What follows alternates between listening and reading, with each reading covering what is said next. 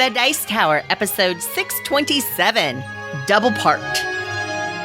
The Dice Tower is made possible by listeners like you. Thank you for your support. This episode is sponsored by Renegade Game Studios. Welcome to The Dice Tower, a podcast about board games and card games, and especially the people who play them.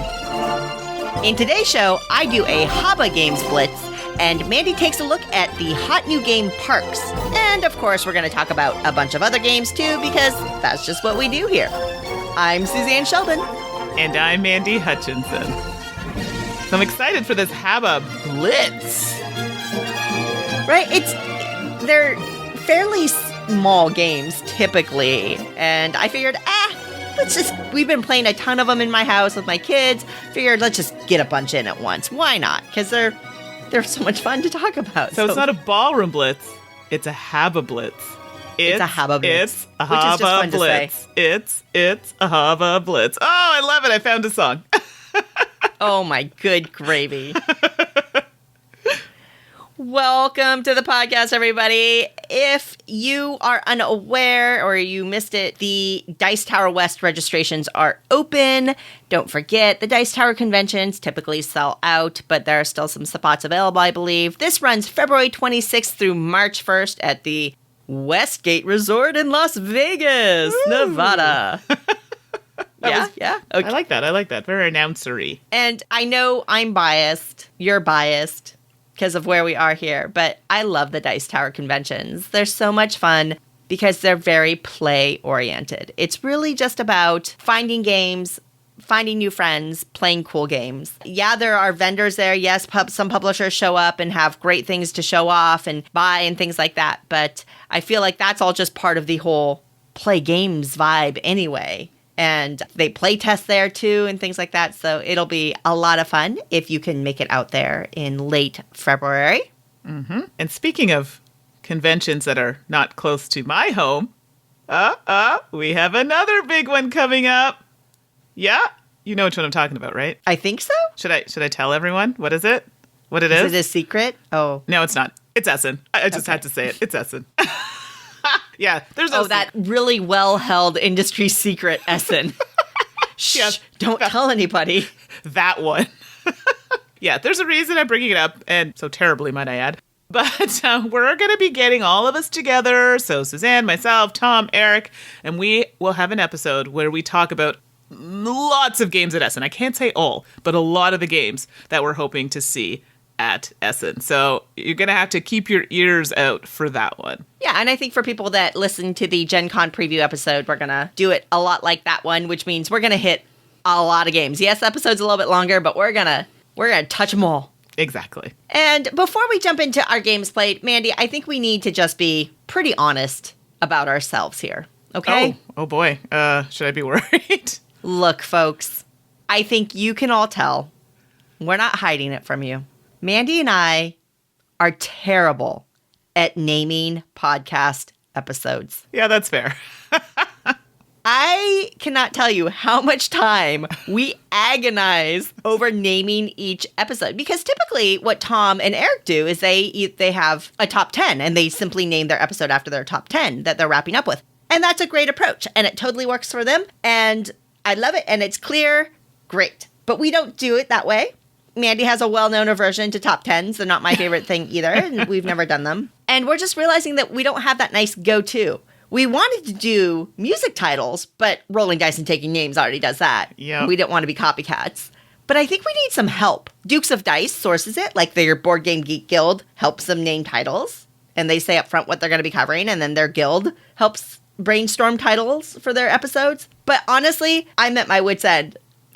I don't know what to do anymore, Mandy. We're just out of creative ideas. I think for victory points, right, we can always name it after victory points, whatever the discussion topic is. But sure, on episodes like today, oi.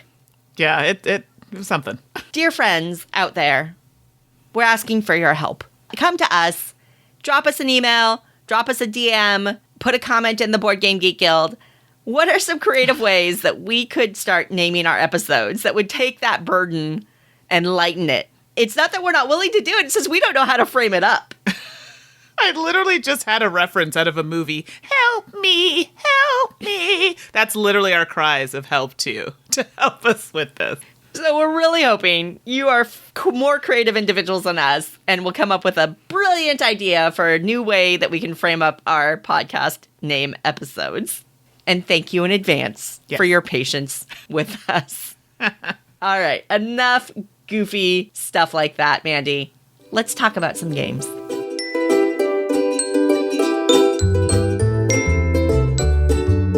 So, what have you been playing lately?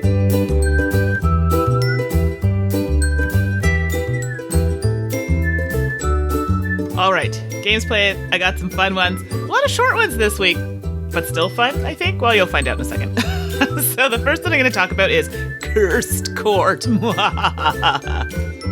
It's not really evil, but I feel like I should do an evil laugh with it. So, well, there you have it. We were just talking about Halloween, so it fit in nicely.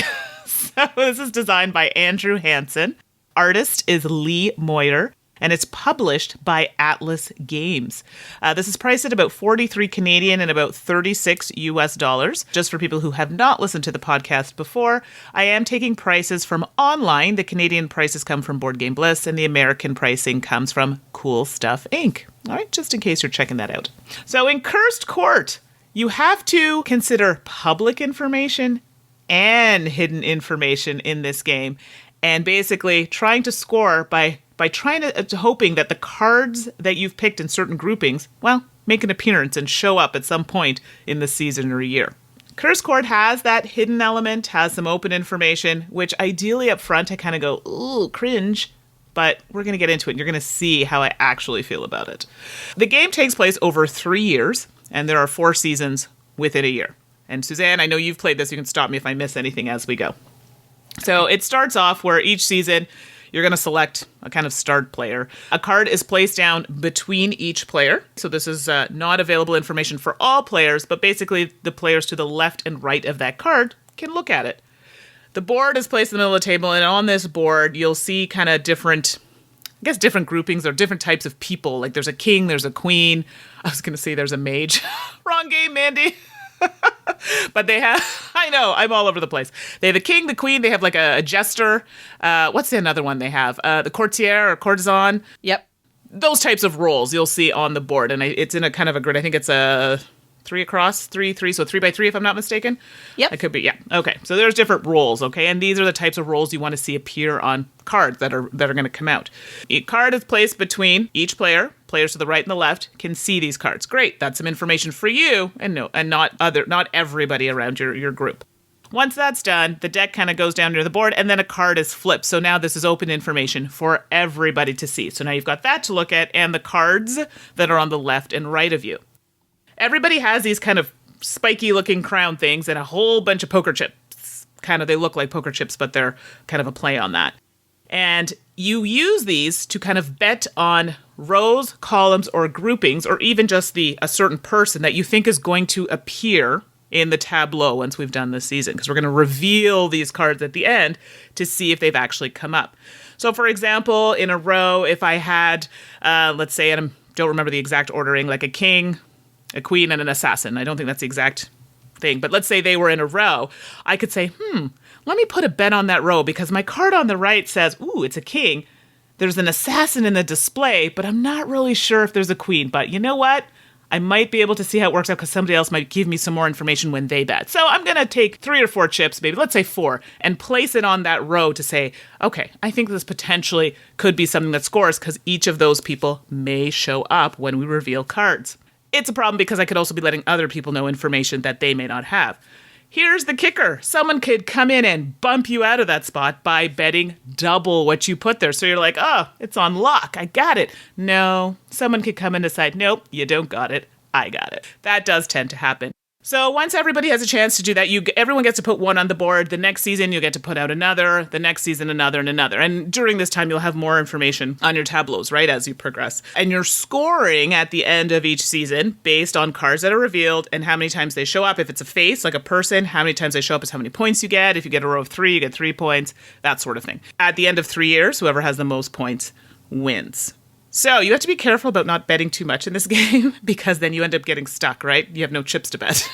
So don't ever be in that position. Obviously, new year comes, you'll have more chips because they'll come off the board. But during the year, you have to kind of manage that effectively. I was surprised that I like this game. Suzanne, you're the one who actually recommended that I give it a shot because honestly, if you hadn't said anything, I would have been like, meh, I see there's some kind of like hidden information, there's some betting, definitely not.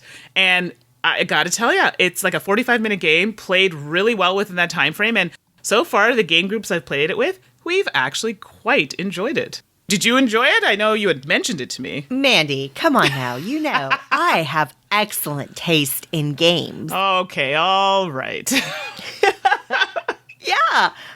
I am very, very glad to hear that you've enjoyed it. That makes me very happy.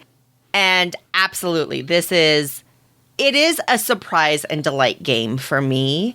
I wasn't quite sure what it was about. Mm-hmm. I'm definitely not always about betting in games, but as you get into it, that shared information card between you and the people to either side of you, that's delightful. That's just so intriguing. You know, because it changes the dynamic with hidden information.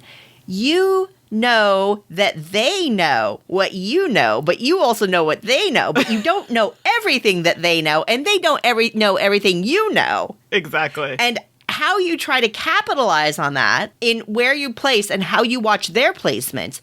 Oh, well, they're placing on the jester. Well, I know the jester is between us, so I know why they're doing that. Versus, oh, they're placing on the king. Why are they doing that? Is the other card they're sharing the king? Oh, you know? And that dynamic, that energy is really great for hidden information. Just that shared experience and that little twist of second guessing is delightful. And then there's that puzzling nature of it when you're looking at the arrangement of these locations on the board. When you give up on scoring one thing to try to optimize in another place and that kind of thing, all of that sets Cursed Court apart, 100% for sure. It feels different, and that's what a lot of times I'm looking for. I'm looking for something with a hook, with something different or unique about it, and Cursed Court has that. The art is gorgeous and inclusive, and that is very much so lovely. That drew a lot. Actually, it's funny, when I played with all the people, it was the first thing they noticed. They're like, oh, I really like this board. Like, it has a nice variety of people on the board, and every game group I played with has mentioned it. So that's been a big plus. Absolutely. For the people that it matters to, it really matters. And it's wonderful when we can fulfill that. The components are interesting. They, instead of using just cardboard tokens, they molded plastic coins that you can stack underneath those crowns. But we do need to talk about those crowns a little bit, right? Yes. I'm curious to hear what you have to say about this. Holy cow. They're cool pieces. They look cool. They hurt. Right? Yeah, we've had a few accidents. It's a bit painful. They are so sharp. They come up like these little crown points. They're so pokey, and they're actually kind of sharp. And if you reach down to pick up a stack to move it, and you accidentally like hit it with the palm of your hand, it actually pokes you. Ow! Yeah, it's like stepping on a Lego, but with your hand. Like, it really... Yes, that's a great analogy. And ultimately, that's not really a crit. It's not a weapon. It's not... But it was just kind of funny. We're opening this up and you look at it and you say, oh, those look so cool. And then you touch it. You're like, ow, okay, be careful. Pain.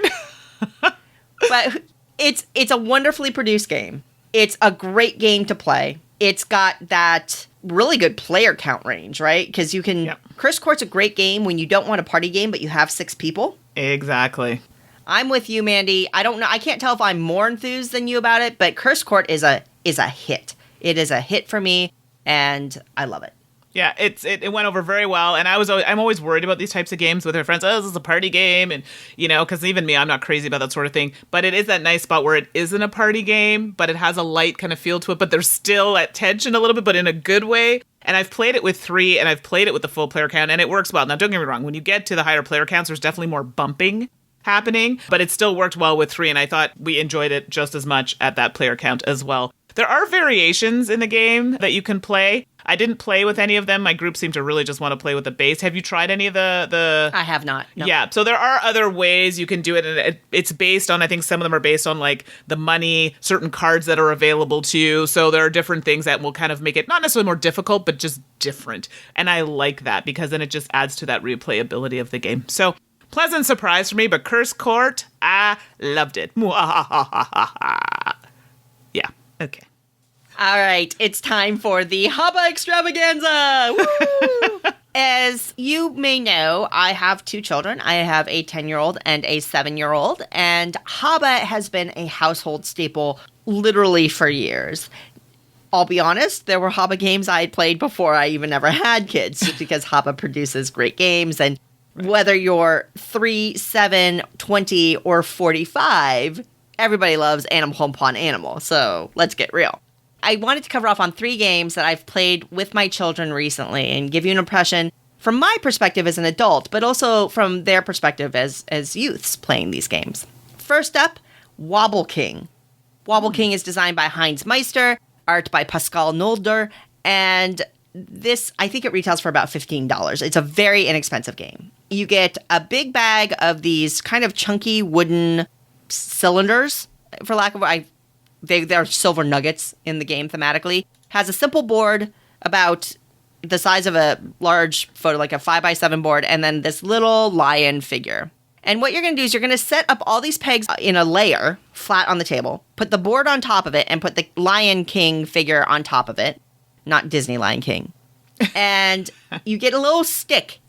And you use this little stick to pull silver nuggets out from underneath the board. And then you have to place them on top of the board in some specific locations around the edge. The game ends when the king topples over or when the board topples over, because you've drained it of so many nuggets underneath it that it becomes topply.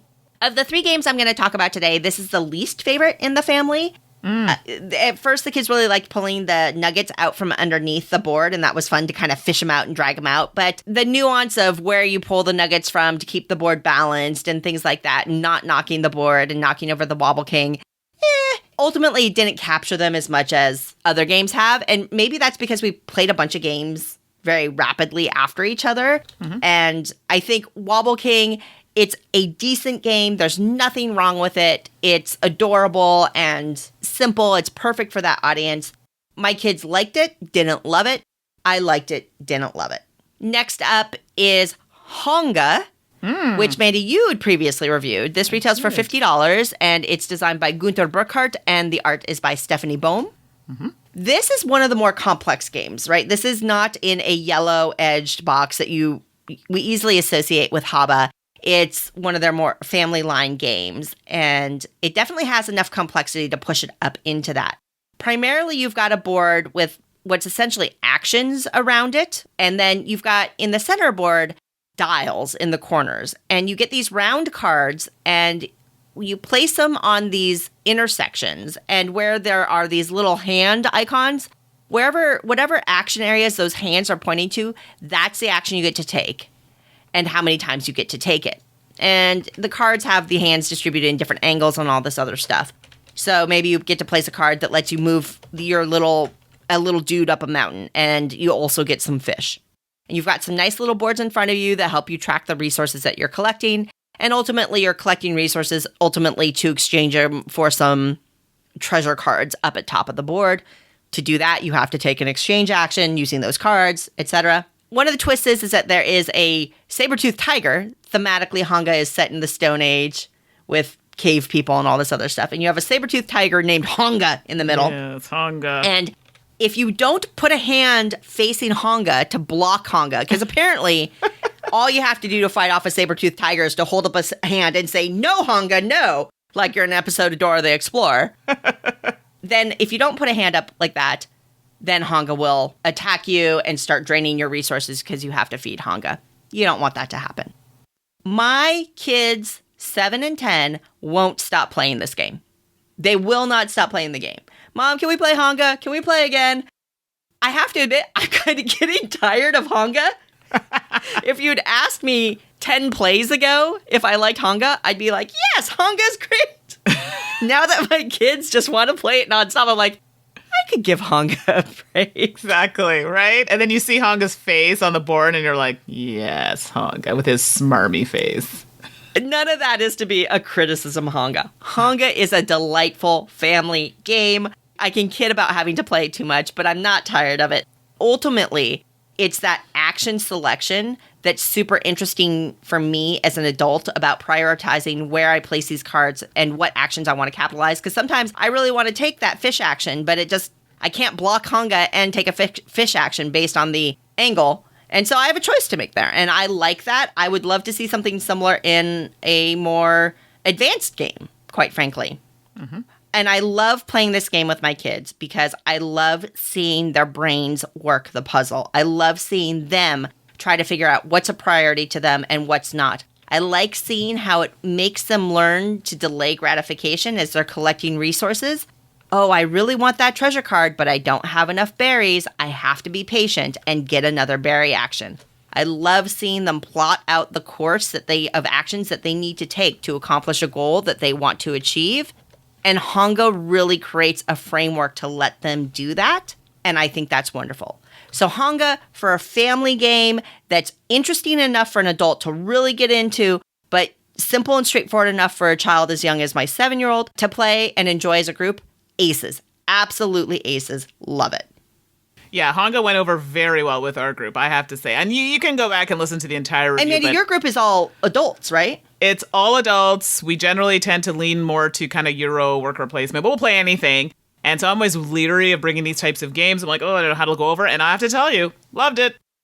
Fully on board there. I love that HABA does these kinds of games. Ikazu was another one that fit into that, where it's actually a little almost too advanced for my 7-year-old. Oh, okay. But playing it with adults is a blast. I love that darn game. Ikazu's another great example from HABA there. Oh, I haven't played that one yet. That one's on my list.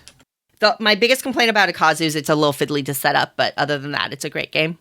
All right, and then to wrap up my little HABA extravaganza blitz, the HABA blitz is... You gotta sing it, Suzanne. Go for it, Mandy. The HABA blitz. It's the HABA blitz. It's the HABA blitz. Okay, I feel better now. Okay, are you done now, Mandy? I'm done. Okay. Dino World. Dino World is a little card game. I think it retails for $15. Very, very affordable. Designed by Flaminia Brazzini, Virginio Gili, Marco Pronzo. Art by Jan Kurtke. And this is a dexterity game. So you get a little pack of cards. Each player gets the same set of cards, their own set of cards. And it's got a variety of different sizes, down to like the mini game card size up to probably something that's quite large. It's larger than a standard size card. It's larger than a tarot size card. It's a big, big old card with a big old T-Rex printed on it. And each size card is associated. It has the art of a different dino on it that's size relevant. And what happens is you're going to fling these dinos onto the table. You seed some basic dinos on the table, and then you have your own set. And one at a time, you're going to use these cards and fling them on top of the table.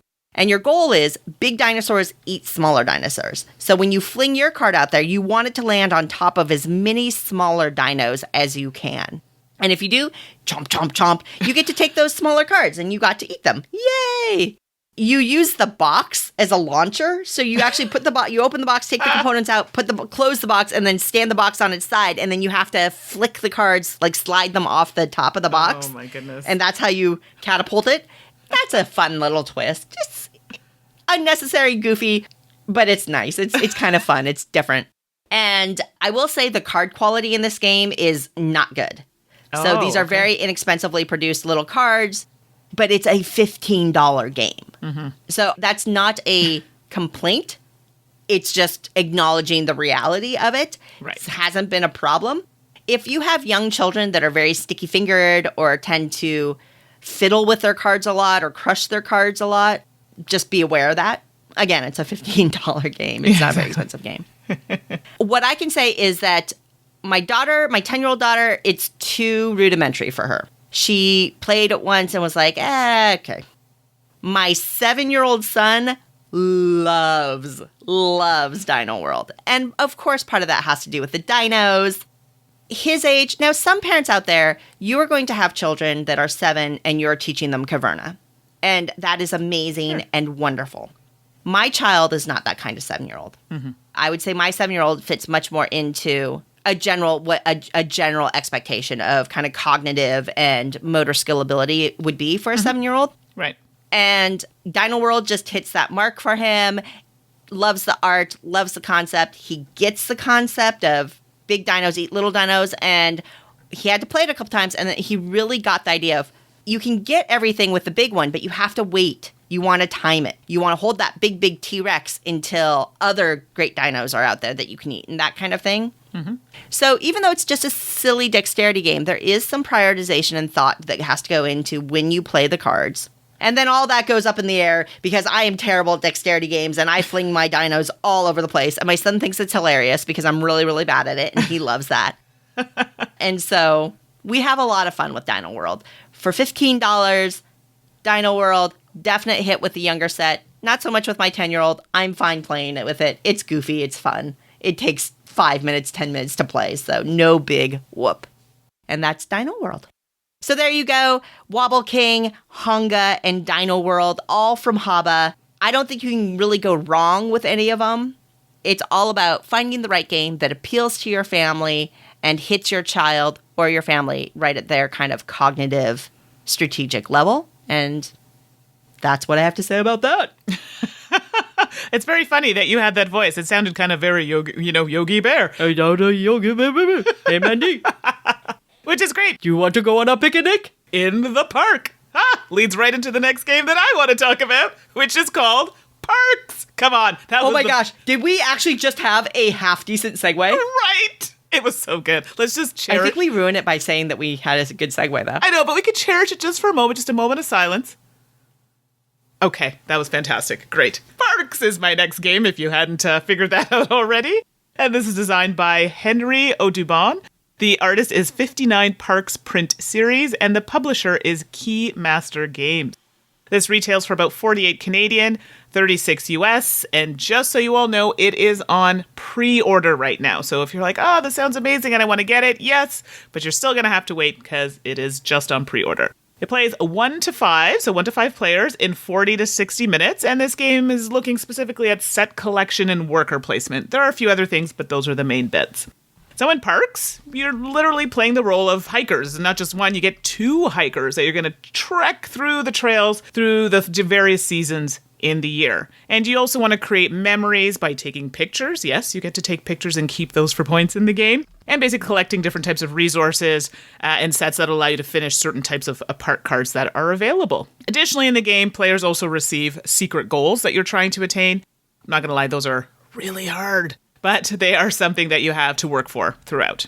Let's take a quick peek at how it all plays out. So quick talk about the setup.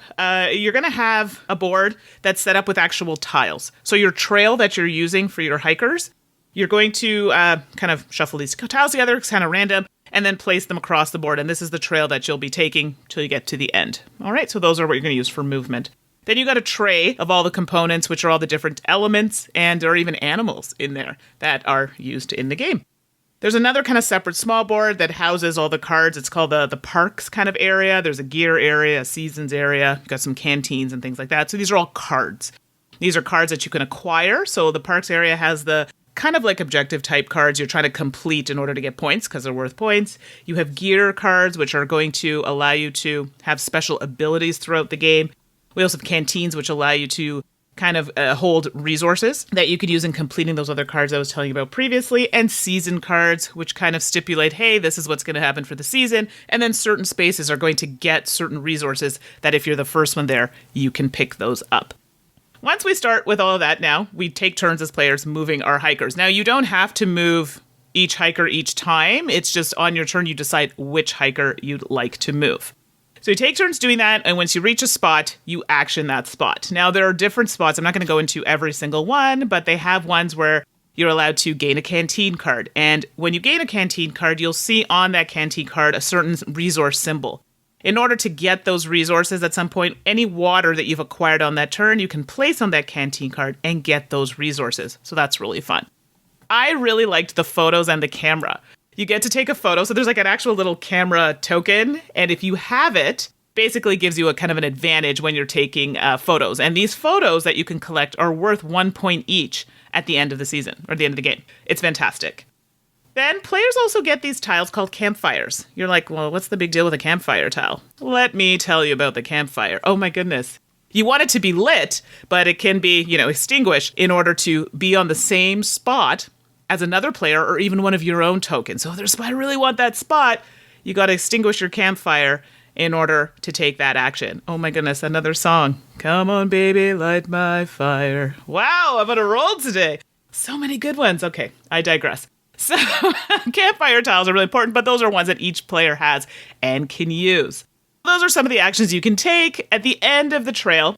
Basically, when you get to that last spot, there is a spot where you can reserve a park. This is where no more actions really can be taken on the board. Your hiker's like, whew, that was a long hike, I'm done.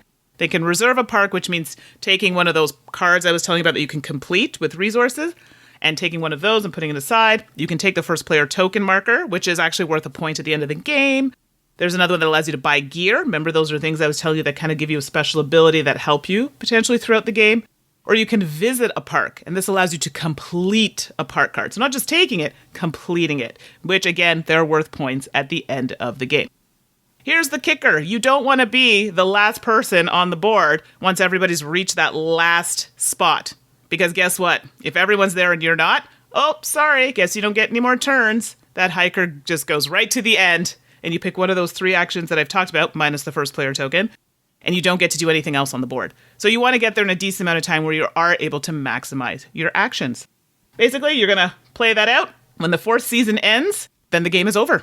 People reveal their cards, and basically any of those kind of hidden objective ones I was telling you about to see if you've met those. Count up all your points on any of the other cards that you had, that you completed. If you had the first player token, any photos, and most points wins. Yeah, so that's a lot, but I think that gives you a general idea of how the game plays.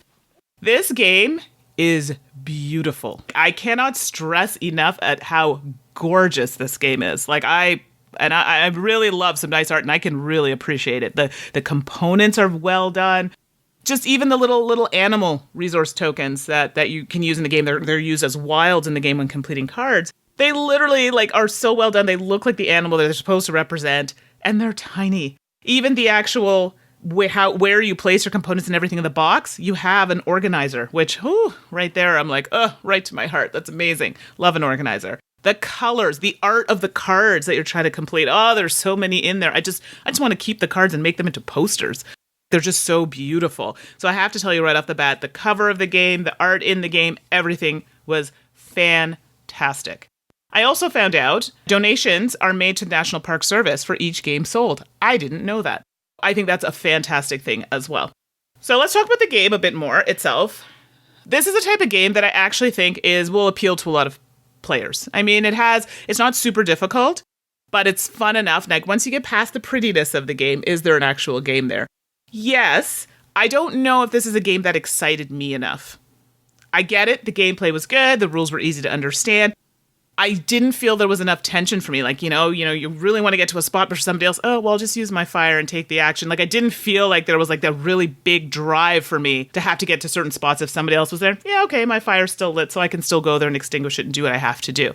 Even pushing to the end where you're like, I better hurry up. Someone might force me to go to the end and I won't be able to do my actions. There wasn't that pull to do that either. I felt I could take enough time to do all of my actions.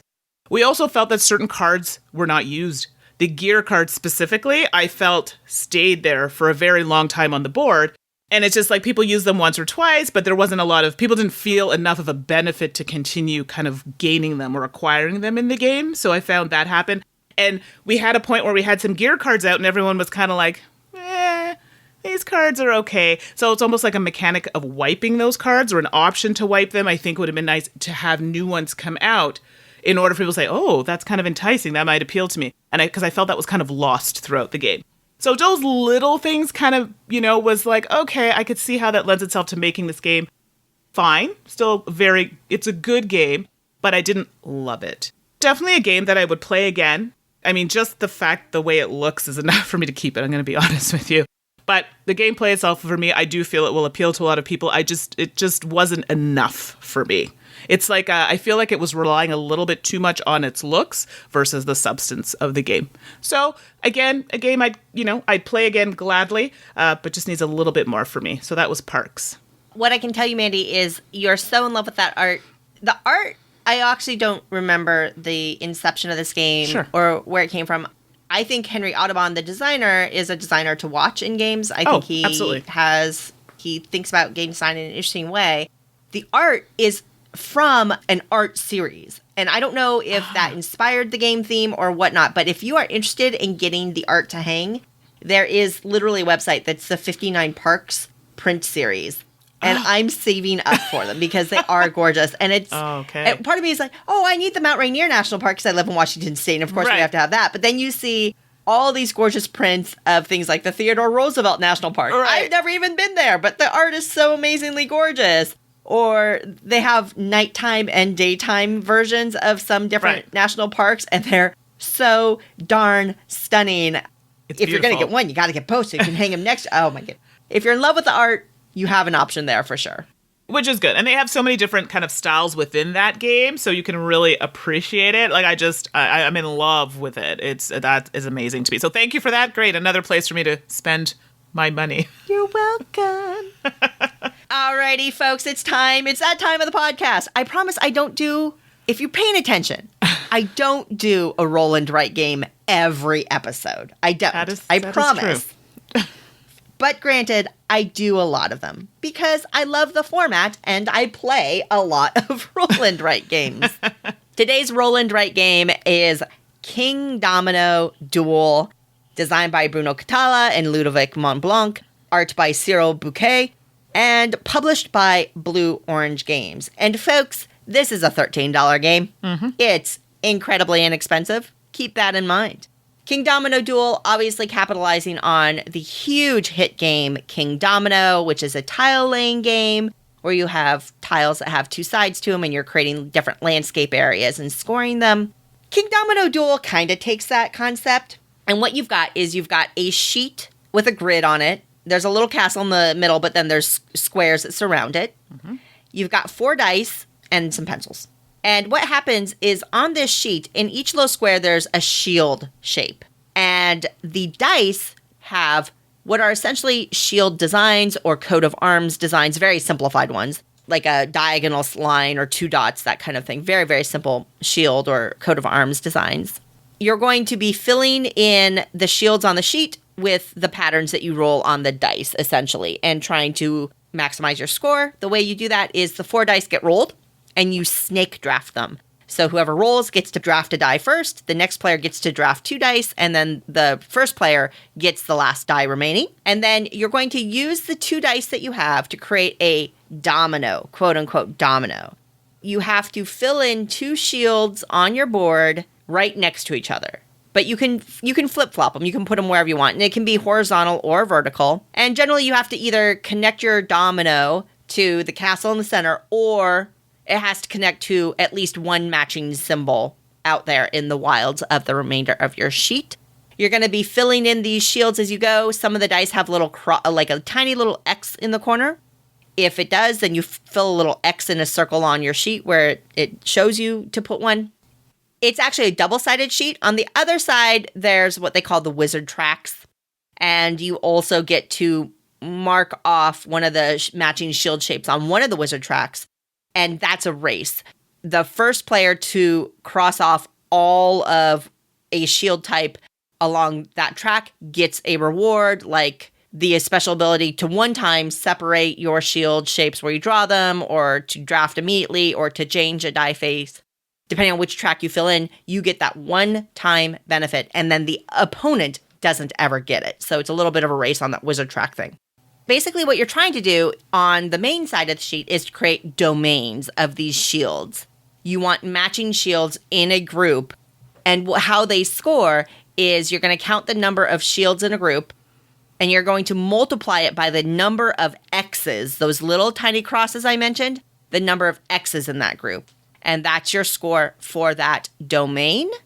And then it's really just high score wins. You however many domains you can get with however many X's you can get, that's what you want to do. It's a good game. It's a good game. It's a 2-player only game, hence the duel. It's $13. Definitely going to get your money out of it if you like this kind of thing. It's got some interesting planning.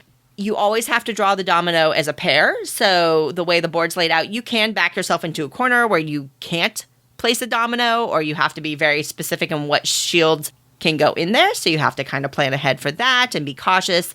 There will be moments where you have to prioritize about which die you take, whether you really want that cross, whether you have that shape. What do you want to start a new shape or not? Or do you want to keep on trying to plunk away at the domain you're building up, but you don't have a cross, so it's not going to count as any points anyway? Do you go for those wizard tracks? Are you keeping an eye on what your opponent's doing? Because that is a race for those abilities. Those are interesting things. But overall, I think Kindomino Duel is a good roll and write game. For me, it's not a standout roll and write game. It's very specifically designed for 2, so if you play 2-player games a lot, I think that that's great. Quite frankly, if you love Kingdomino at 2, would you play Kingdomino at 2 versus this at 2? Hard to say. This one's faster to set up, quicker to play, probably. I don't even know, because there's no tile lane, I guess it kind of does feel like Kingdomino with the draft. I see the association. I'm thinking about off the cuff here, and I can see it. But in general, Kindomino Duel, thumbs up from me as a roll and write game. Solid game, very affordable. Not my favorite in the genre, but I would play it again anytime. If somebody came up to me and they say, hey, I have Kindomino Duel, you want to play? Absolutely. I've played this one. Unfortunately, I've only played it the one time, but I can give you an idea of that first time we played it, and I had much the same feeling with it as you did. I also found, too, maybe it was just the person I played with, they were purposely drafting dice they knew that would affect me. So sometimes they were willing to kind of take that hit and then say, oh, well, I know you need that, so I'm going to take it, and then make it work. So that happened a lot in our game. But hey, that's a strategy, so I'm not saying it's a bad thing. I just think in our game it kind of went that way. I did like the fact that I was able to pick up some abilities on the way to kind of help me out. You know, when you get a certain amount, if I'm remembering right, a certain amount crossed off, and then you get like an ability you can use. So I did find that helped balance it out a little bit as well. So Kindomino Duel, I felt much the same as you. It was a like, not a love, but definitely something I would play again. Well, we're going to jump into the last game of I was going to say the hour, but it's really like an hour and a half, sometimes an hour and 45 minutes. So we'll start with Curios, finish with Curios, I should say. And this is, it actually says it's uncredited for the designer, but the art is by Carl Frank and the publisher is Alderac Entertainment Group. So this retails for about $22 Canadian and $18 US, which was surprising to me because it comes in a nice tin there. And it's for 2 to 5 players and it plays in about 15 to 20 minutes. And I know what you're going to say when I read this, but just go with me here. It is a bluffing and deduction game. So hold that in before making any judgments. In Curios, basically what you're trying to do is you're trying to acquire artifacts from treasure sites in the game, but you don't know how much these treasures are worth. Dun, dun, dun. Based on the cards in your hand and potentially ones that can be revealed by others in the game, you can kind of have an idea, or you're hoping to have an idea, what the possible values are of the different artifacts, and then basically trying to focus your attention on those artifacts. In the game, to start, everybody has, I don't know what they're called, archaeologist pawns, I think is what they're called, and you pick one in your color, but you only start off with a few of them. You have 7 total, but you don't start with all.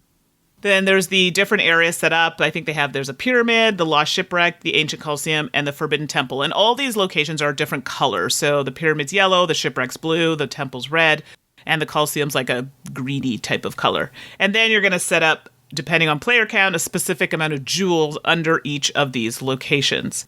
On the locations, you're going to see an increasing number of circles. So it starts with 1 on the left, and then after that it has 2, then 3, then 4, and so forth.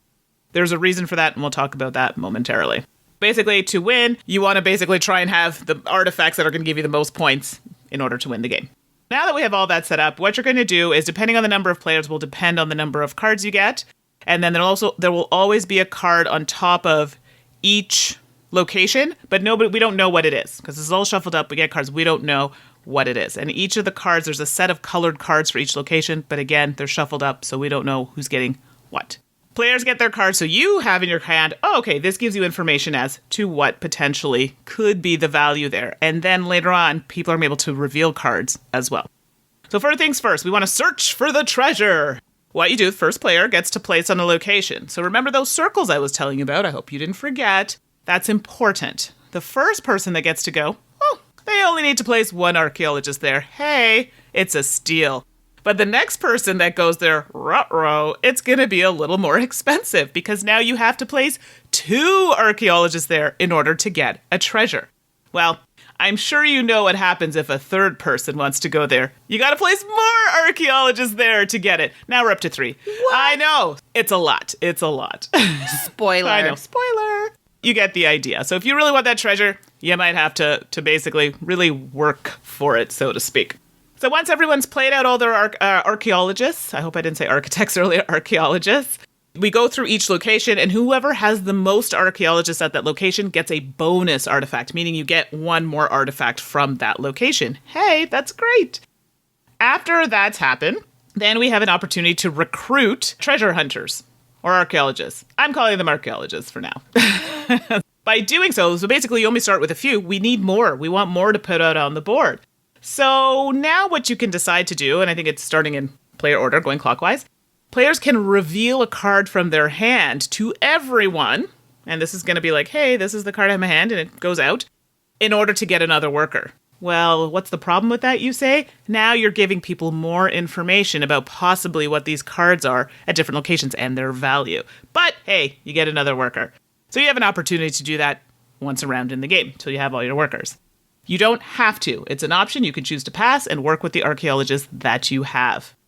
And then you proceed to first player switches, and then you continue to do that again. Now, the game ends when 2 or more of the treasure sites have run out of artifacts, and then you just finish that round. If there are no artifacts at the location when you have to give the bonus little artifact, then you just don't get it. Then you flip out all the cards, your cards, anything else, and you determine what the value is at each location. If I had red and it was worth 7, each of my red artifacts are worth 7 points. If I had the unlucky time of, oh, my green ones are only worth 1, well, they're only worth 1 apiece. So you add that all up, whoever has the most points wins. Whew. It's not a lot, but I guess it is what I'm trying to explain it. But I think you have a really good sense of how the game plays. This game, I actually didn't really know much about it. I was like, oh, it's in a tin. Could be cool. Then I saw the bluffing and I went, ugh, what is with me in bluffing games these days? I enjoyed this game, actually, quite a bit. I brought it to work for a little lunchtime gaming and played really quickly. And I even brought in people that didn't play games. Like, this was their first time. And they're like, can you bring that shiny gem game again? They don't remember the name. They just know there are shiny things in it. I'm like, sure, Curios? Yeah, absolutely. And it's one of the ones that sits in my cabinet at work because it goes over really well. So even though I gave you a really detailed explanation, that's literally the game. What I just explained to you, you could use that and explain the game to somebody. So it was very straightforward, quick rule set. Even though it had that kind of deduction, kind of bluffing element as well, because you're trying not to give away information, people really liked that because it wasn't overly complex. I like the fact that it just got straight to the point, played in a short amount of time, didn't overstay its welcome because that's key for me. Rules were clear, went over well with a group of gamers, of people who are not necessarily people who play games regularly, but still had a great time. And for me, that was the experience that I enjoyed with Curios. So Curios for me was a win. I'm doing a thumbs up for those of you who can't see it. Thumbs up.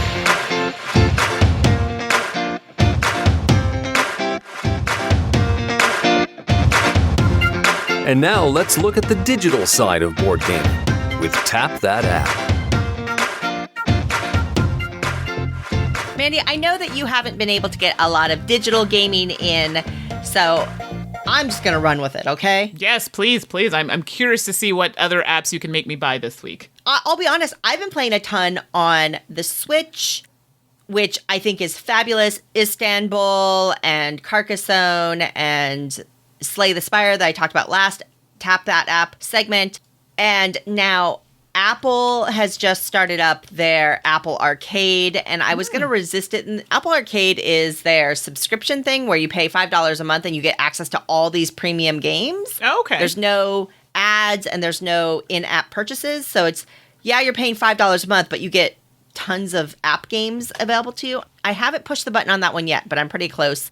And they have some interesting games in there, including one by Zach Gage, who is a phenomenal designer that uses a lot of kind of core board and card game mechanisms in their game design frequently. So I'm looking forward to trying that out.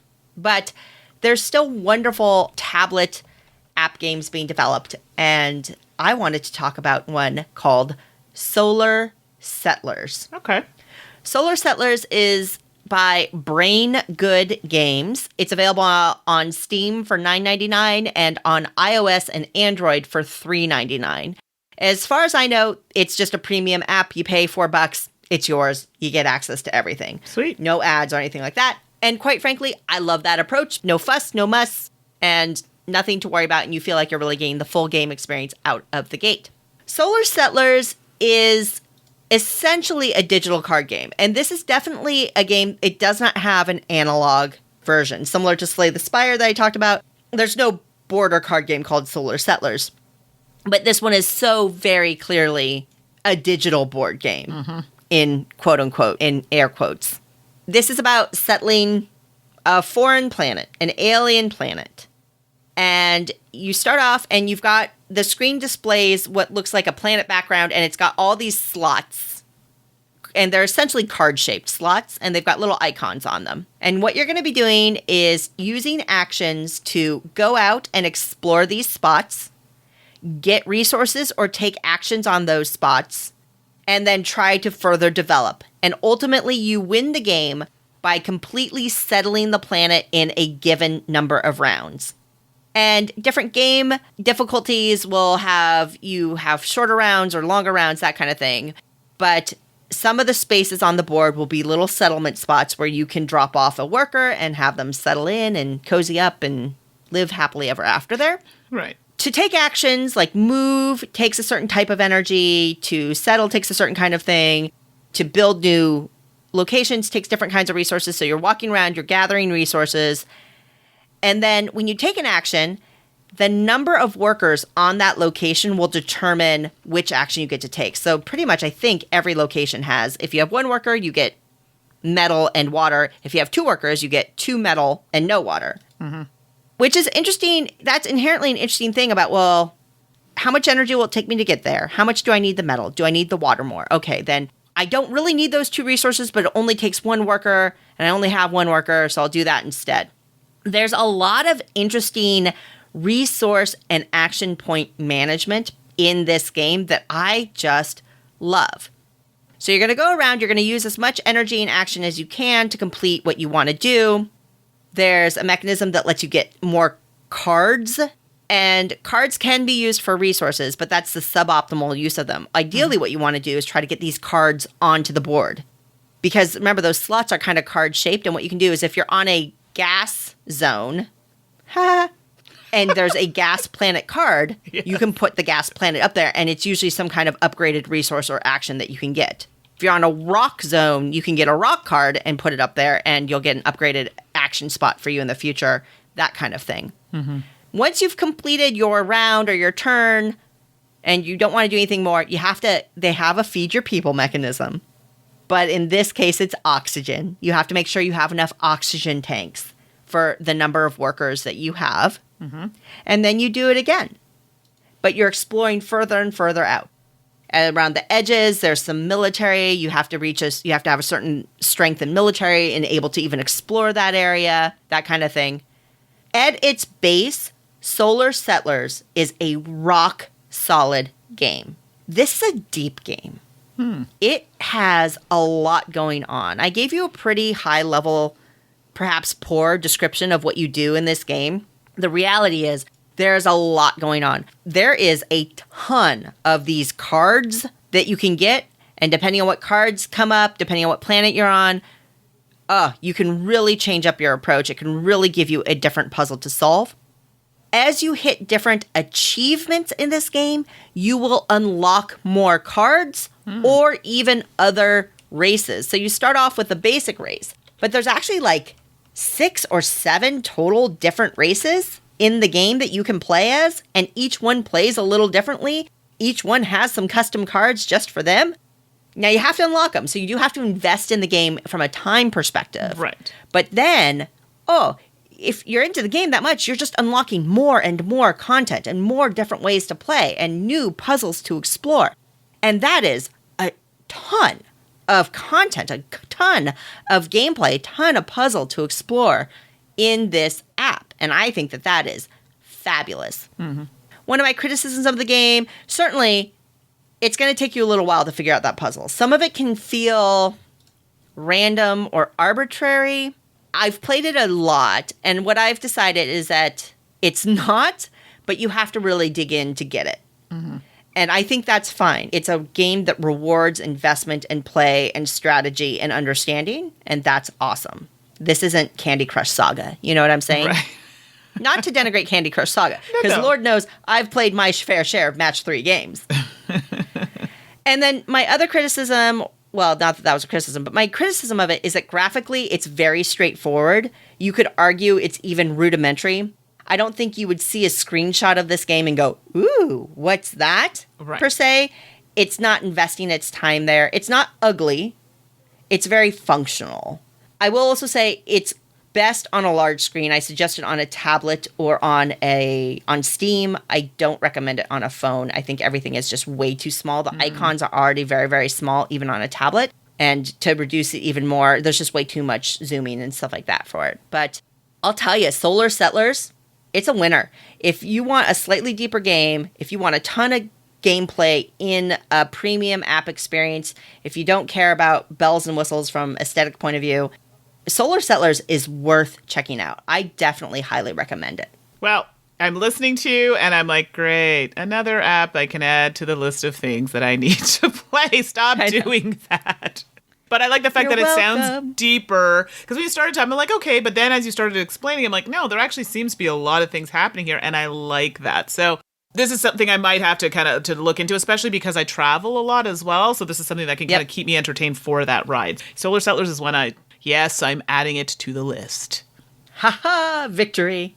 Suzanne. Mandy. Suzanne. Suze, how many games can you fit in a suitcase? Should I pre-order this game from the Tokyo Game Market? Can you confirm or deny that deep dish pizza is a type of pie?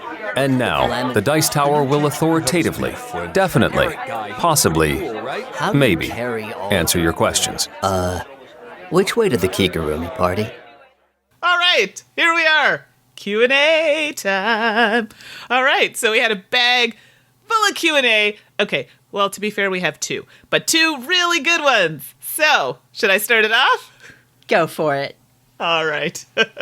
So I hope I'm pronouncing your name correctly. Matilde B. I love roll and write games, and I'm happy to have quite a lot of them in my small, quote-unquote small, collection. But I must admit that my favorite ones, Roll Through the Ages, Steamrollers, give me the impression of falling almost accidentally into that category. I mean that we happen to roll dice and write on paper, but these games have a feeling of more, not only because of the accessories provided besides pen and paper, but because of the choices one has to make. Do you share that feeling? If so, have you played other games that can be considered the same? I guess Let's Make a Bus Route could do that, but it's impossible to find in France, even for them who are lucky enough to live next to the German border. So I'm actually going to toss this over to you, Suzanne, because I'm sure you'll have lots to say. Well, you're no slouch when it comes to roll and write games, too. But I think Matilda, I'm not sure, that really hits on one of the things I love about the genre of game is that they really can span complexity. Even within that narrow format, there is a wide range. Like Kindomino Duel I talked about earlier in this episode, very light, very simple, no big deal. But I understand what you're saying about steamrollers and Roll Through the Ages. Now, what's interesting is I'm not sure if what you're referring to is really about the extra bits in Roll Through the Ages, the extra resource management, in steamrollers, the extra cubes that you're doing the pick up and deliver with. I don't know if that's what's kind of pushing you to say it falls out of the category or whether it's the complexity and depth of the game that is. Going along that route, we are seeing roll and write games that pull in extra components, and I think that's fine. But I wouldn't say it pushes it out of the category by any means. To me, roll and write games, the heart of it is in that writing action, and both Roll Through the Ages and Steamrollers has that. I think Roll Through the Ages may veer slightly into a different direction. I think that's where you see Era from Matt Leacock who also designed World Through the Ages, starting to explore what could this feel be like if it wasn't a writing game. But I think there are really great roll and write games that are coming out that up the complexity level in a beautiful way. So I would say Cartographers from Thunderworks game. Yes. Mandy, you know what? You've played this.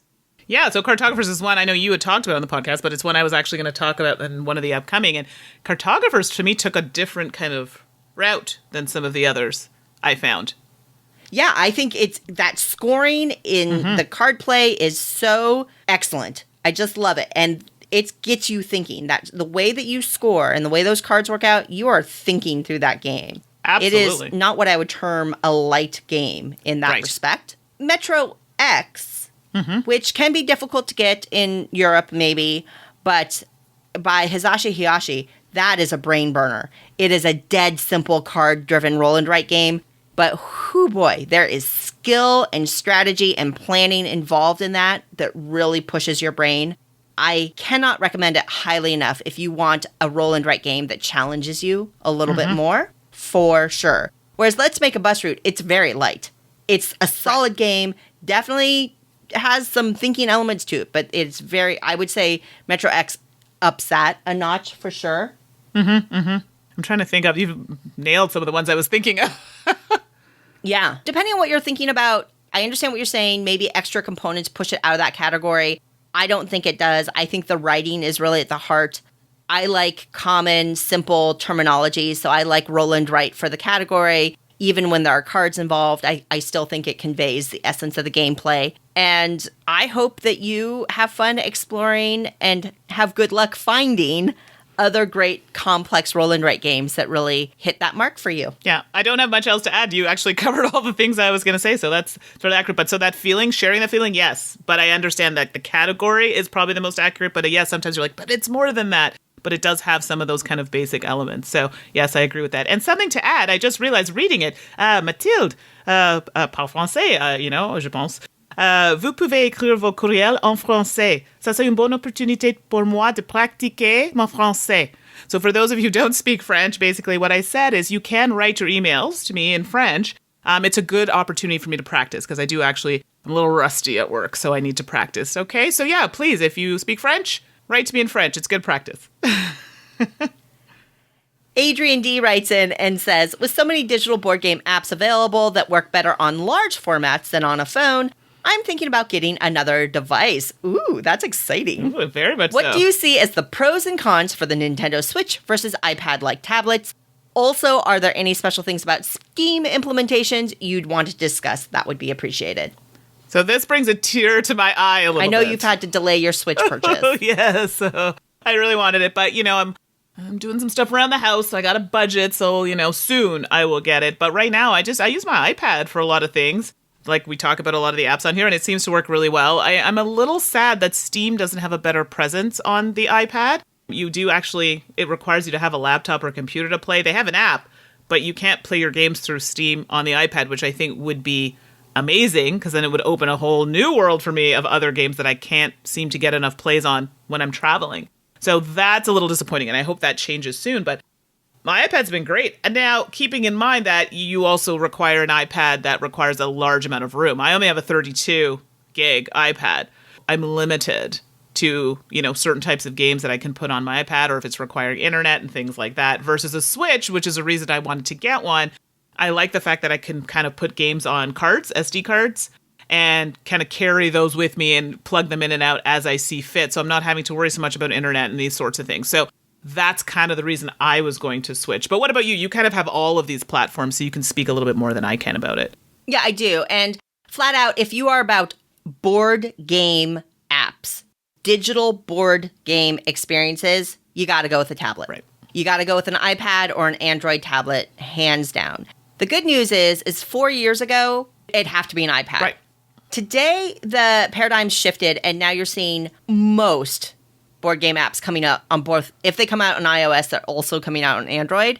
And so there's not that huge gap in iOS apps versus Android apps anymore, which is great. Mm-hmm. If you want that portable board game app experience, it's got to be a tablet. The Switch is great. It's wonderful for playing board game apps. I've really enjoyed Carcassonne and Istanbul and all the ones that we've talked about. I think they're doing a great job. But the fact is that the volume of choice is not there on the Switch for board game apps. Now, if you want a few board game apps and platforming and adventure and all these other wonderful games that are on the Switch, well, then, yeah, get a Switch.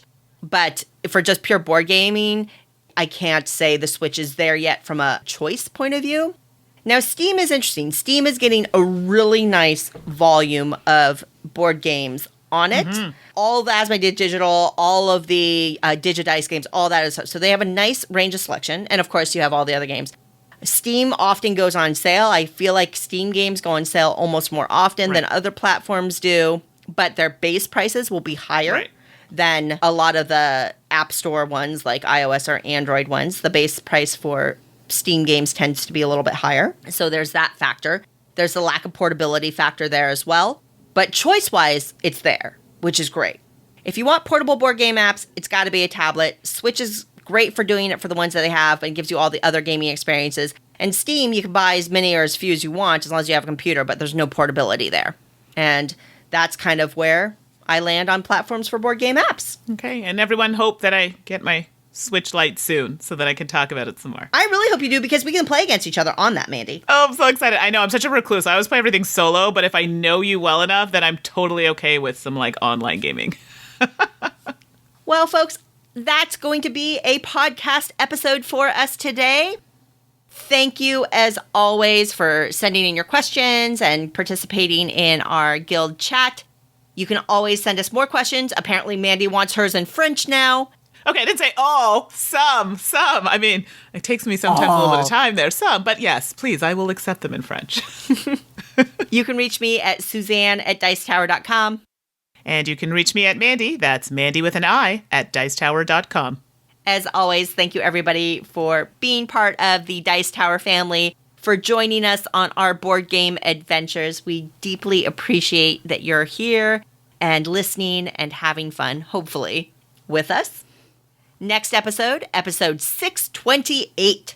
It's all about the eye, as Tom and Eric get introspective on their favorite eye games. Until next time, I'm Suzanne Sheldon. And I'm Mandy Hutchinson. And you've been listening to The Dice Tower. Thanks for listening. Promotional consideration has been provided by game publishers in the form of review copies of games. This podcast is sponsored by listeners like you. Thank you for your continued support. And speaking of support, the Jack Basil Memorial Fund is an organization dedicated to helping gamers in need. Learn more about the fund's mission and how you can help at jackbasil.org. The Dice Tower is produced by Tom, Suzanne, Mandy, and Eric with assistance from Roy Cannaday and Rob Searing. Our theme is composed by Timothy Pinkham and arranged by Matt Bellier, and hosting is provided by Cool Stuff Inc. Let us know what you think of the show by posting to the Dice Tower Guild at BoardGameGeek.com, following the Dice Tower on Twitter, or by emailing us at dicetower@gmail.com. And don't forget to visit the other shows in the Dice Tower Network at dicetowernetwork.com. Until next time, from all the gang at the Dice Tower, have fun gaming.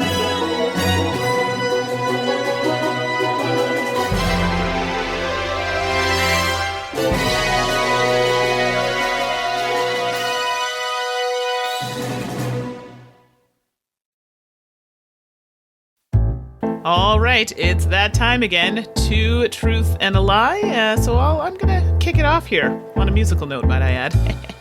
All right, I've seen The Lion King on Broadway.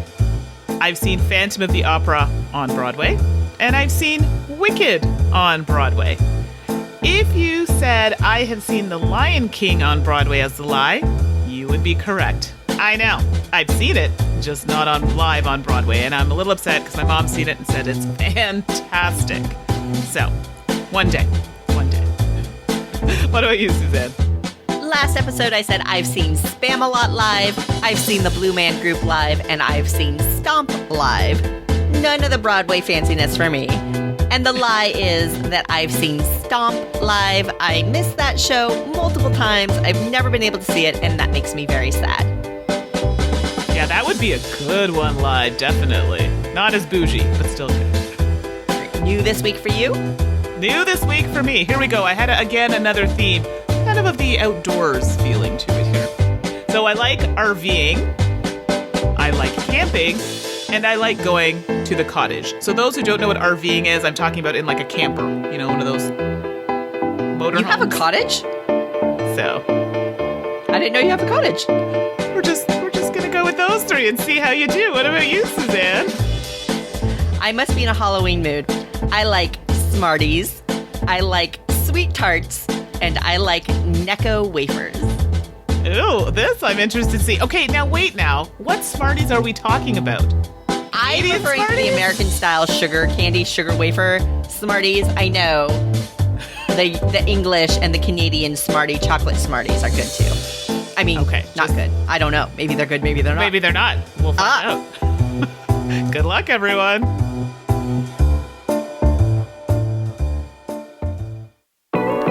There are some hot new releases from Renegade Game Studios.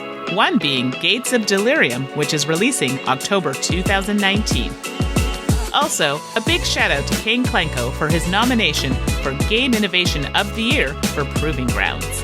Head over to www.renegadegames.com to check out my interview with Kane Klenko and to learn more about upcoming releases.